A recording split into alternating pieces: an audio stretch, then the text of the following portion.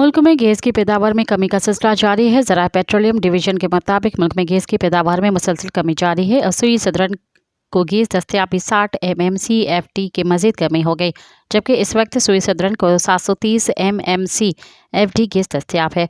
Petroleum division का ज़रा का बताना है कि दिसंबर 2023 के मुकाबले में दिसंबर 2024 में गैस दस्तियाबी में 7.5% कमी हो गई है, जबकि 6 साल पहले के मुकाबले गैस दस्तियाबी में 40% की बड़ी कमी रिकॉर्ड की गई। ज़रा का बताना है कि सर्दी में गैस दस्तियाबी यकीनी बनाने के लिए मौसम सरमा में किसी गैस फील्ड के मरम्मत की इजाज़त नहीं और गैस किल्लत शदीद तर होने के सबब गैस कुओं की मरम्मत अक्टूबर तक करा ली गई थी।